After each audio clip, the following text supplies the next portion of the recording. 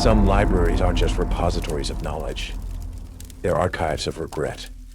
Welcome to Cobgrave Library at North Ashfield University, a place where the silence holds secrets and the stories don't always stay on the shelves. My name is Marion Clarke, a librarian seeking order in a world gone chaotic.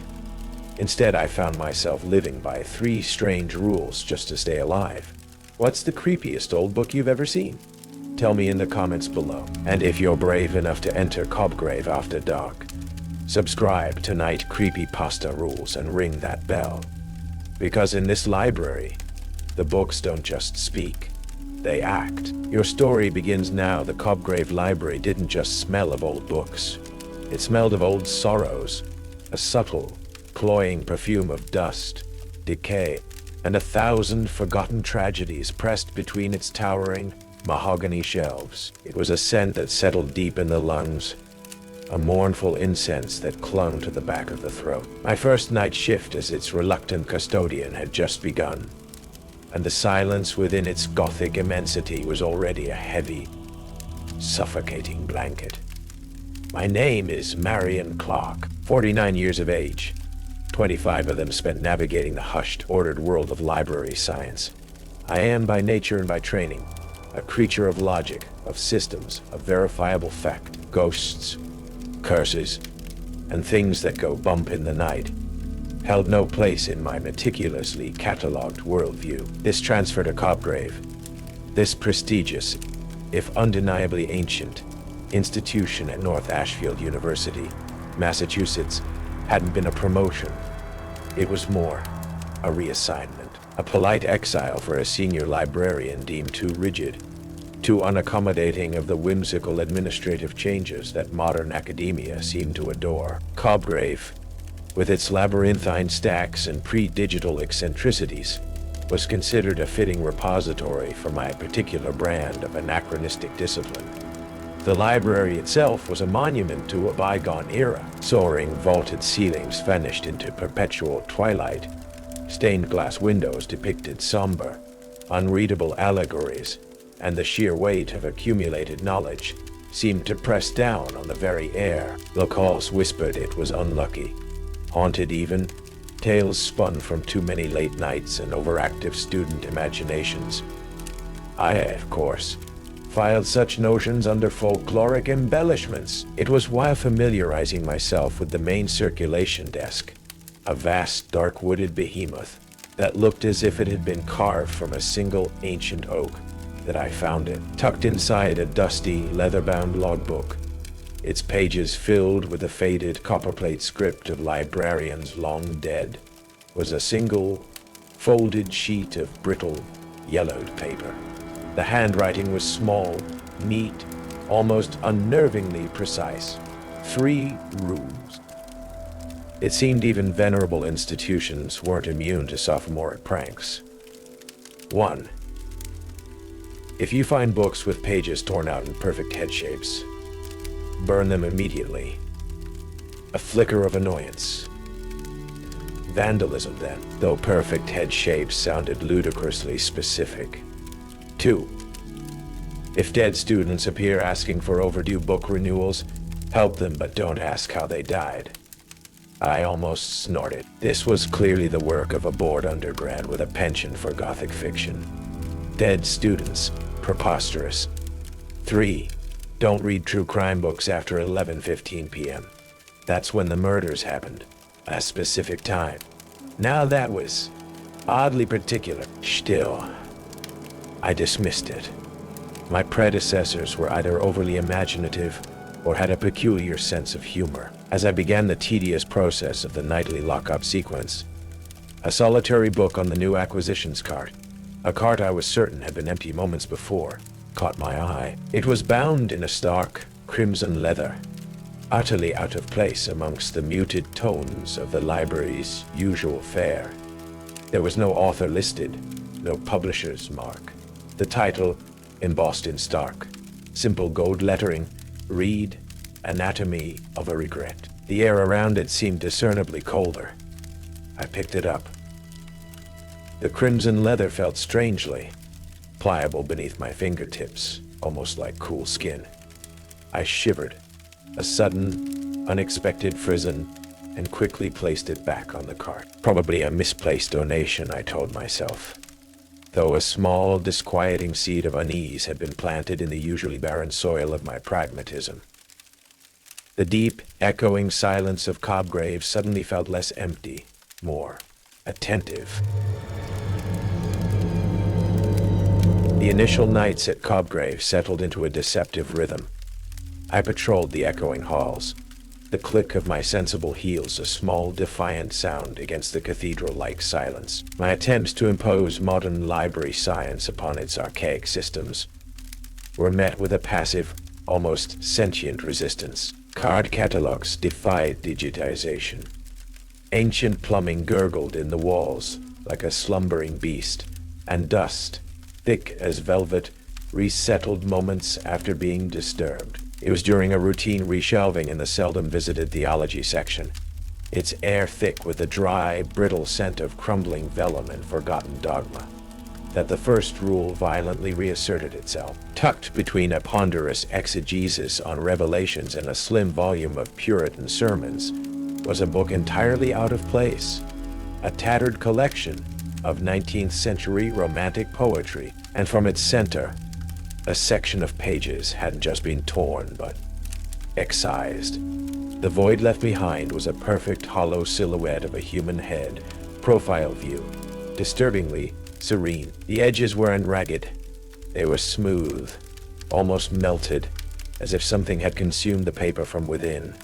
A wave of nausea, cold and sharp, washed over me. The air around the book was frigid, a pocket of unnatural winter in the musty warmth of the stacks. I remembered the rule. Burn them immediately.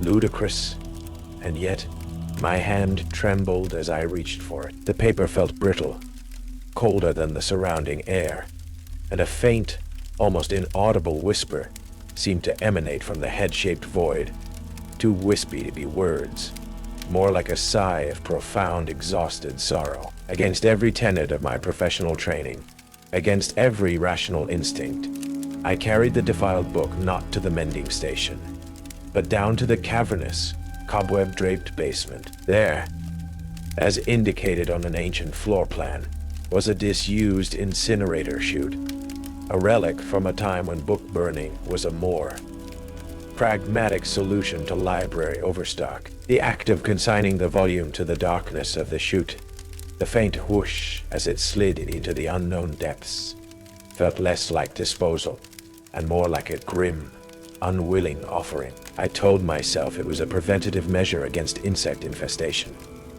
The light tasted like ash in my mouth. It was later that week I first encountered Elisa Ward. I'd heard the almost soundless shuffle of her approach, a characteristic I was beginning to associate with Cobgrave's more permanent residence.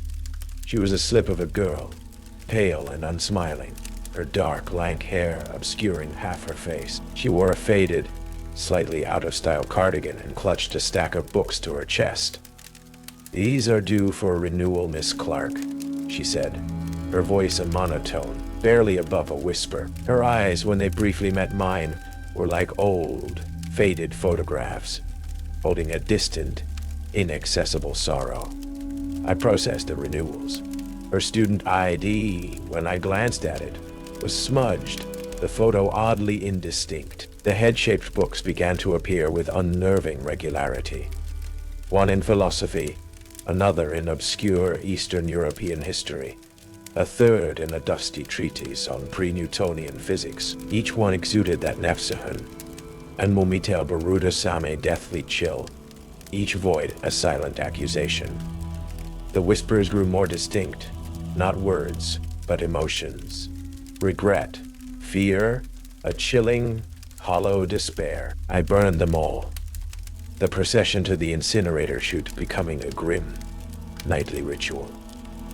The scent of old paper, and something else, something faintly organic and unsettling, began to permeate the basement.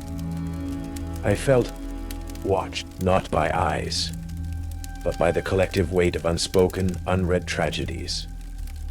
One evening, after dispatching another such volume, I found a single excised page, lying on the floor near the chute. A single sentence, written in a delicate, spidery script I hadn't seen before, adorned it. His final regret was the unanswered question. The ink was a rusted, brownish red, like old, dried blood. Cobgrave at night, transformed.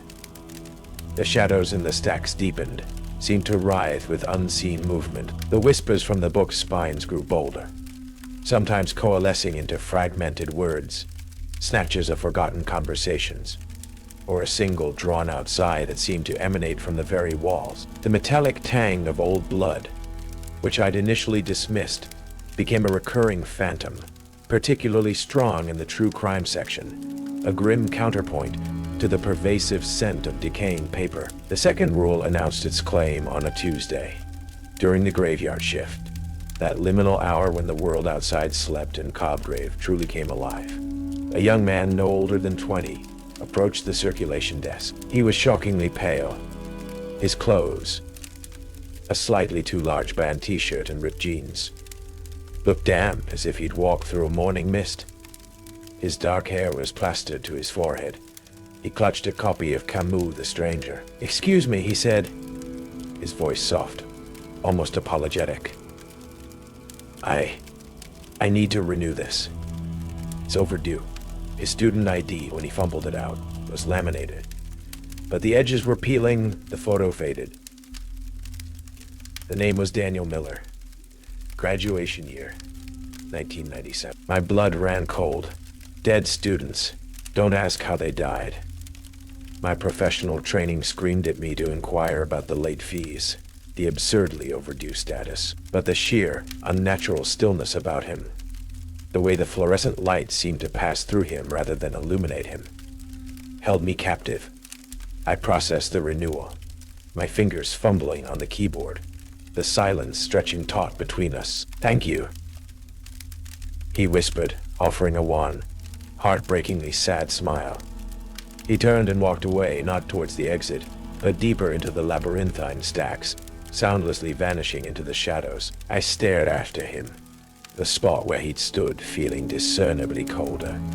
Later, driven by a compulsion I couldn't name, I looked up Daniel Miller in the university's digital archives. An obituary, brief and stark. Died in a single-car accident on a rain-slicked road just outside Ashfield. Autumn, 1997.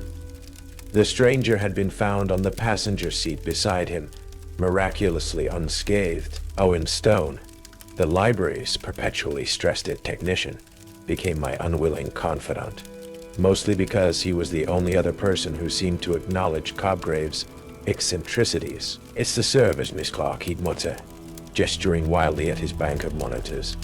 "They're haunted. I swear. Phantom checkouts, books appearing in the catalog that don't physically exist, call numbers leading to brick walls, and the new manuscripts folder. It's writing itself. Full texts, academic papers, even poetry, by authors who are dead, or sometimes authors who haven't even been born yet. He was young, bright, and looked like he hadn't slept properly in weeks. It was Eliza Ward, her movements as silent and ethereal as ever, who brought me The Watchmaker's Son, a study in suburban slaughter. She placed the thick, grimly bound volume directly in front of me on the circulation desk, as I was trying to reconcile a particularly baffling acquisitions discrepancy. "This one," she said, her voice a breathy monotone, her gaze fixed somewhere over my left shoulder, is very resonant. Many find its narrative compelling.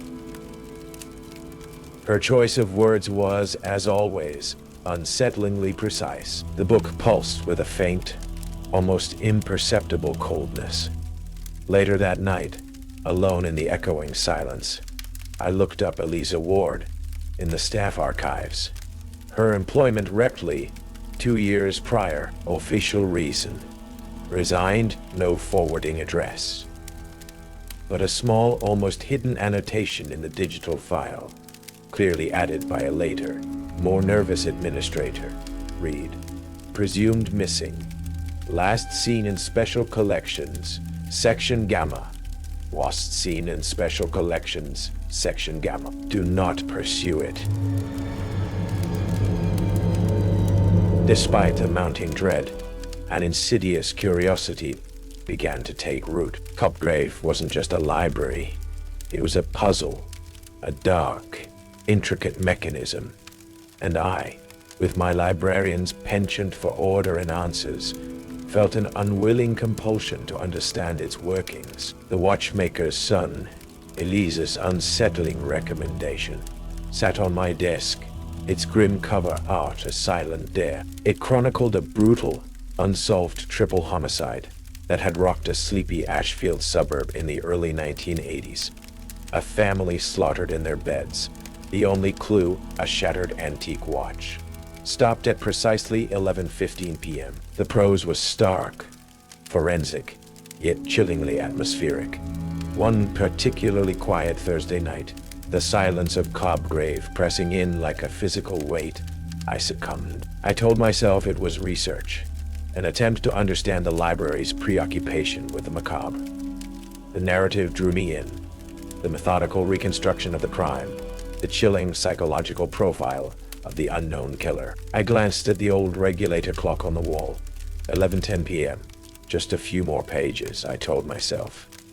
The grandfather clock in the main hall chimed the quarter hour, its deep, sonorous tones echoing through the deserted library. 11:15 p.m. I was deep into a chapter detailing the killer's return to the crime scene, his ritualistic arrangement of the victim's belongings. A wave of intense vertigo washed over me, the words on the page swimming, the air in my small office suddenly thick, cloying, smelling faintly of copper and ozone. The lights flickered, buzzed, then died, plunging me into absolute darkness. My heart hammered against my ribs. Panic, cold and sharp, clawed at my throat. Then my desk phone shrieked, the sound unnaturally loud in the sudden blackness. It was campus security, the officer's voice tight with alarm. "Miss Clarke, you've got a situation. Professor Abernethy's townhouse just off campus. His wife called it in. Disturbance, possible intruder, signs of a violent struggle." Mrs. Abernethy said. She said the intruder was humming a tune, an old music box melody, and he was arranging things. Specifically, her husband's collection of antique clocks. Every detail, down to the humming, a minor, almost overlooked point in the watchmaker's son, was an exact match. Rule 3. It was a goddamn instruction manual for invoking horror. Professor Abernethy thankfully survived, though traumatized.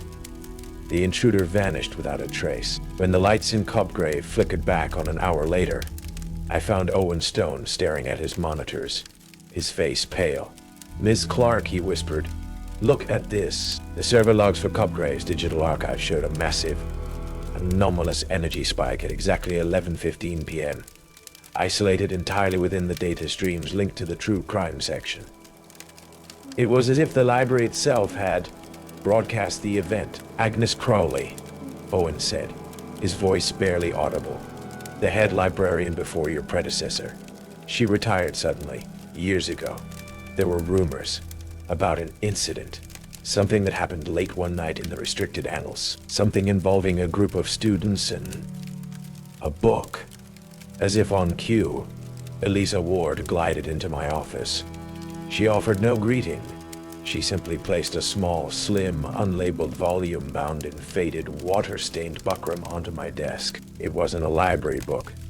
Its pages were filled with dense, spidery handwriting, interspersed with unsettling sketches, one of which was an almost perfect rendering of a head-shaped void. Beside a meticulously dated entry, a single, chilling sentence stood out. "Cobgrave does not store stories. It thirsts for them. It makes them new." It was Agnes Crowley's hidden logbook, and I had the sickening feeling I was about to become its next chapter. Oh. Agnes Crowley's logbook was not merely a record. It was a testament to a slow descent into a uniquely literary madness. Her neat, anachronistic script detailed decades of unsettling occurrences.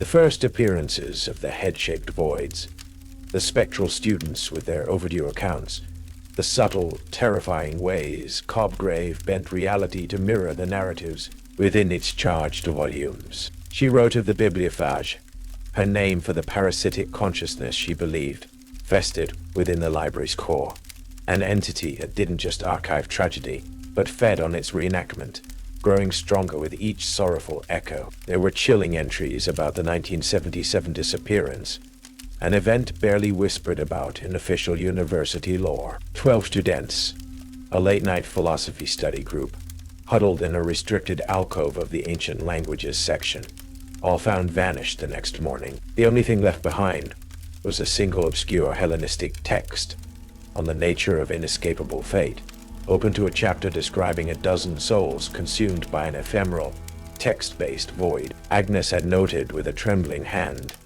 that the relevant page now bore 12 tiny, perfectly formed head-shaped holes. It was after this incident, her log revealed, that the 1115 protocol for true crime books had become a desperate, almost ritualistic attempt to contain at least one facet of Cobgrave's hunger. Armed with Agnes' log, Owen Stone's digitally damning server records, and a cold, hard certainty that had replaced my initial skepticism, I requested an immediate meeting with Dean Alistair Kessler. He received me in his opulent book-lined office, a room that reeked of old leather, expensive pipe tobacco, and a faint, almost imperceptible undertone of Cobgrave's signature scent, decaying paper, and something acrid, like burnt ink. He was the epitome of the urbane, silver-haired academic, charming, erudite, his eyes twinkling with what I had once mistaken for intellectual curiosity.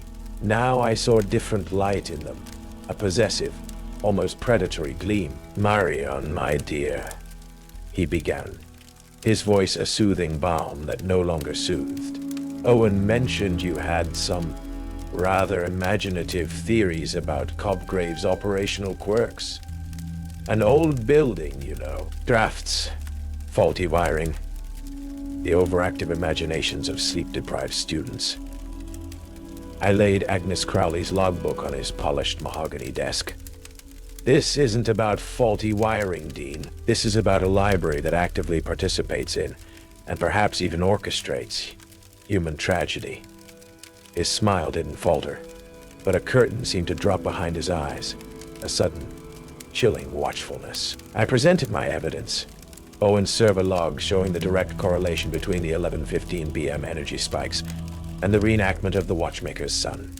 The impossible nature of the head-shaped voids, Daniel Miller's spectral renewal, Eliza Ward's spectral renewal, Elisa Wu's lingering impossible presence. I even mentioned the Crimson Book, Anatomy of a Regret, that had appeared from nowhere. When I finished, the silence in the office was thick, heavy. Kessler picked up Agnes' log, his long fingers tracing the faded script. "Agnes was a sensitive soul," he said softly, "prone to flights of fancy. Cobgrave has a profound atmosphere. It can affect those susceptible to suggestion." "Elisa of art isn't suggestion, Dean," I countered, my voice tight. "She died 2 years ago, yet she walks your library's halls, a student assistant processing renewals for other dead students." Then, as if summoned by the very tension in the room, the door to Kessler's office creaked open. Eliza Ward stood there, holding a single, slim volume. Her eyes, usually so vacant, were fixed on Kessler with an intensity that was almost accusatory. She said nothing. She simply held out the book. Its title, barely visible in faded gold leaf, was The Headmaster's Folly. Kessler's composure finally, terrifyingly, shattered. His face, a moment before a mask of benevolent concern, contorted into something predatory.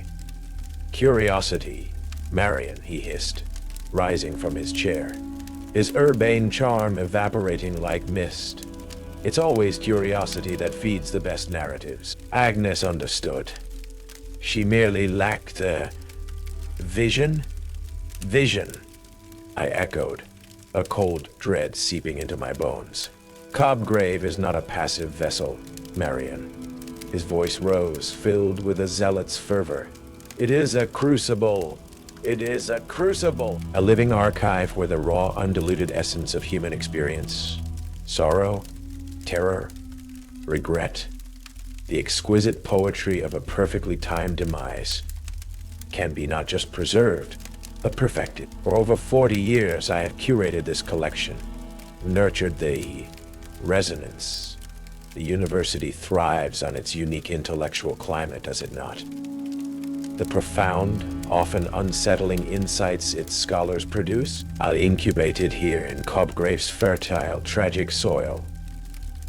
The rules, he explained with chilling detachment, were not safeguards. They were filters, ways to identify individuals like Agnes, like me. Those attuned to Cobgrave's frequency. Those capable of catalyzing its most potent reenactments, or perhaps becoming its new, unwilling librarians. The head-shaped voids were not absences, but rather receptive templates, primed narratives waiting for a new consciousness, a new death, to complete them. As he spoke, the very atmosphere in his office seemed to shift, to thicken. The scent of old paper and burnt ink intensified, and I could hear it, a faint, insidious rustling from the walls, from the books lining his shelves, as if a million paper moths were taking flight. And you, Marion, Kessler said, his eyes blazing with an unholy light, with your rigid adherence to order, your denial of the beautifully chaotic narratives that surround you.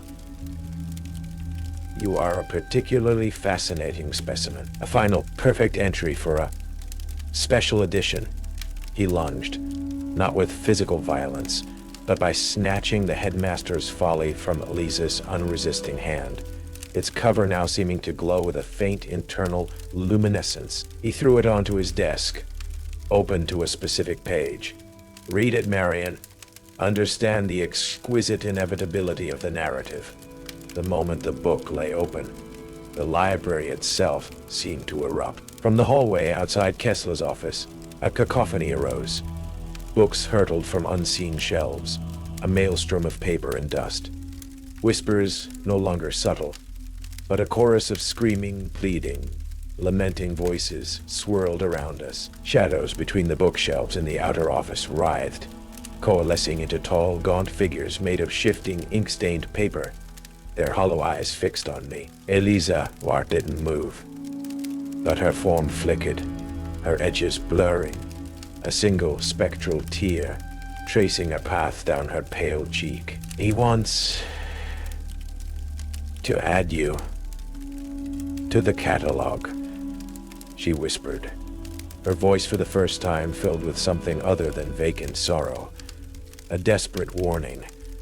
Owen Stone, who I'd asked to wait outside, burst into the room, his face a mask of terror. Miss Clarke, the service. There, the books are rewriting themselves. Live. Every tragic ending in the system is amplifying. Kessler laughed, a high, manic sound. Behold, Marion, the symphony of sorrow, and you, its latest, most poignant note. He gestured towards the open book on his desk. The page was no longer filled with text. It was a perfect head-shaped void waiting, and beneath it, in fresh, glistening crimson ink, my name was slowly, inexorably being written. The name Marion Clarke bled onto the page of the headmaster's folly, a stark crimson against the waiting, head-shaped void.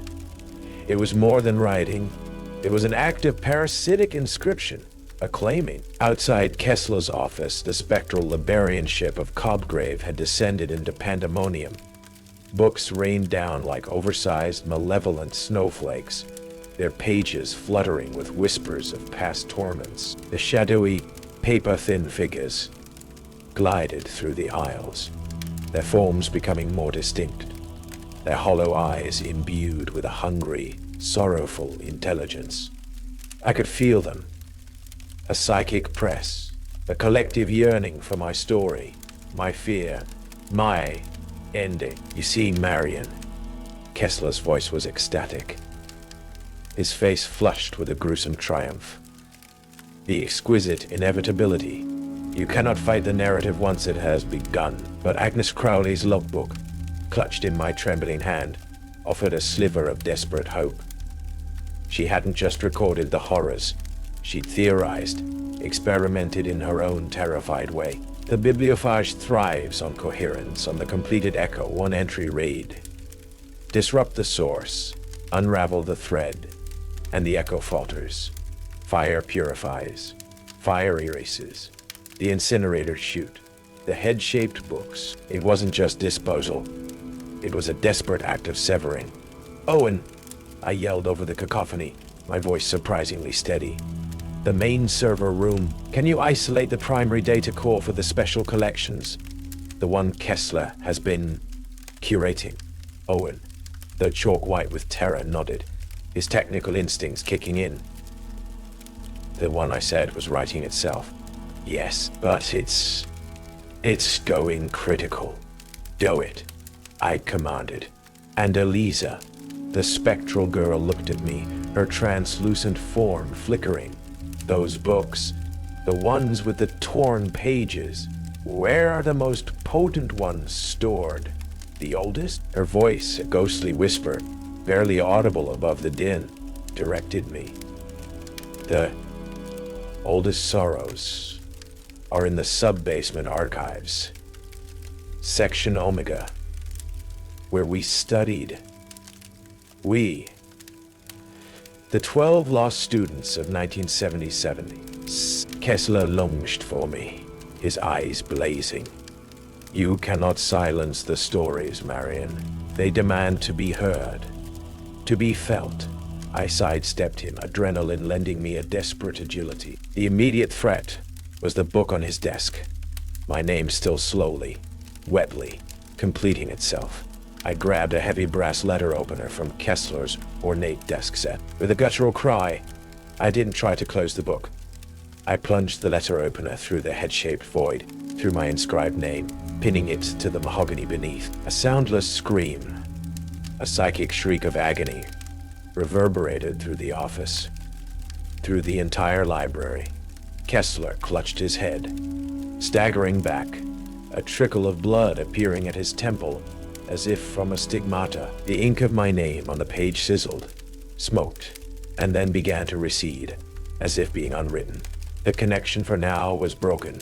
Owen now. The lights in the entire library flickered violently, then plunged into a deeper, more primal darkness, lit only by the eerie internal luminescence of the most charged books, which now pulsed on the shelves like malevolent paper-bound hearts. The spectral figures shrieked, their forms wavering, dissolving. I didn't wait. Guided by Eliza's fading whispers, I raced towards the sub-basement, Kessler's enraged, pained roars echoing behind me. Section Omega was a crypt of forgotten knowledge, the air thick with the scent of true decay, and a despair so profound it was almost a physical barrier. And there they were, shelves upon shelves of books, each one bearing at least one, sometimes multiple, perfect, head-shaped voids. They pulsed with a hungry, cold light.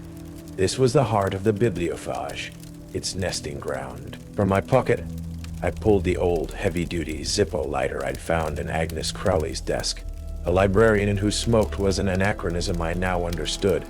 With a prayer to any god of sanity that might still be listening, I flicked it open. The small flame was a defiant spark in the oppressive, story-saturated darkness. One by one, I began to set the Headless tomes alight. The paper, ancient and dry, caught instantly, greedily. The flames were normal. They burned with an unnatural, cold, bluish light. And as they consumed the pages, the whispers intensified into screams of pain, of release, of oblivion. The head-shaped void seemed to writhe, to try and pull away from the cleansing fire. The scent of burning paper was mixed with something else, something indescribably foul, like the death of 1,000 bad dreams. The entire sub-basement began to shake. The remaining spectral forms wailed, their light dimming, their substance unraveling like scorched parchment. Eliza Ward appeared beside me, a form more solid than I'd ever seen it. For the first time, there was a hint of a smile on her lips, a fragile, heartbreaking expression of peace. She reached out a translucent hand, not to me, but to the flames, as if welcoming their searing embrace. Then, she simply faded, like morning mist. The fire spread, a conflagration of cursed narratives. I knew I had to get out. The structural integrity of Cobgrave was groaning under the psychic and physical assault. As I stumbled back towards the stairs, choking on the acrid smoke, I saw Kessler. He was standing at the entrance to Section Omega, his face a mask of utter desolation, watching his life's monstrous work, his perfected sorrows, go up in a pyre of purifying flame. He didn't try to stop me. He just watched, a broken conductor, witnessing the cataclysmic end of his unholy symphony. I don't remember much about escaping Cobgrave. Owen found me near the main entrance, soot-stained and coughing, as the first bewildered campus security officers arrived, drawn by the smoke alarms that were finally, belatedly, shrieking through the night. The official story was a tragic accident, faulty wiring in the archaic sub-basement archives, a devastating fire that, while gutting a significant portion of the irreplaceable special collections, was thankfully contained before it consumed the entire historic structure. Dean Kessler, they said, had heroically, if foolishly, attempted to save some of the rarest materials and had perished in the blaze. A martyr to scholarship. His body was never found, only a charred, unrecognizable mass amidst the ashes of Section Omega, near a melted brass letter opener. No one questioned it too deeply. Universities, like old libraries, have a vested interest in keeping their more disturbing narratives neatly shelved. Cobgrave Library was closed indefinitely, a blackened, silent sentinel on the edge of North Ashfield University. The whispers, they said, had finally stopped. Owen Stone transferred to a different university, far away. He never spoke of what happened in the server room that night, of the data streams that had screamed with 1,000,000 dying voices before going blessedly, terminally, silent. I resigned, of course. My official reason was ill health due to smoke inhalation. The truth was, I could no longer bear the scent of old books without tasting ash and regret. I moved to a small coastal town, took a quiet job in a local historical society, one that dealt only in carefully verified facts, in births, deaths, and deeds, recorded with mundane, ambiguous ink. But Cobgrave and its Bibliophage left their marks. Sometimes, when I'm shelving a particularly old town ledger, I feel a faint, familiar chill, a subtle dip in the room's temperature. My hand will hesitate before I touch the brittle pages. A few months ago, a package arrived. Small, nondescript, no return address. Inside, nestled on a bed of faded velvet, was a single, beautifully bound, completely blank book. Its crimson leather cover felt uncannily familiar, pliable and cool beneath my fingertips. Tucked inside the front cover was a small, antique silver bookmark, shaped like a quill. There was no note. I haven't opened it. I keep it locked in an old sea chest in my attic. Most days, I can almost forget it's there. Almost. But last night, as I was drifting off to sleep, the sound of the ocean, a soothing murmur outside my window, I heard it. Faint, almost imperceptible at first, and growing stronger. The soft, dry rustle of turning pages. It wasn't coming from the attic. It was coming from the old, second-hand nightstand beside my bed. from a book I hadn't touched in years, and as I lay there, paralyzed by a cold, familiar dread, I swore I could smell it. Just for a fleeting instant, carried on the salt-laced air, the faint, cloying perfume of old sorrows, and a single, perfect, head-shaped void, waiting patiently, impatiently, in the darkness for a new story to begin. The catalog, it seemed, was never truly closed. It was merely under new management. Cobgrave Library holds its darkness close, bound in ink and sorrow. Marion Clarke learned that some stories don't want to be read. They want to be lived. The rules were a fragile defense against a hunger written in paper and regret. The fire may have cleansed, but the catalog is never truly empty. Seriously, if you didn't stay until the very end, you missed the ultimate twist, the final, chilling entry that proves the Bibliophage's reach extends far beyond the ashes of Cobgrave. The last few moments will leave you questioning every book on your shelf. What do you think the Bibliophage is? What was Dean Kessler truly trying to achieve? Share your theories in the comments below. And if you made it through the night in Cobgrave, if your story hasn't been claimed, then you're already part of our collection. Subscribe to Night Creepypasta Rules, because some narratives are ongoing, and the next page is waiting.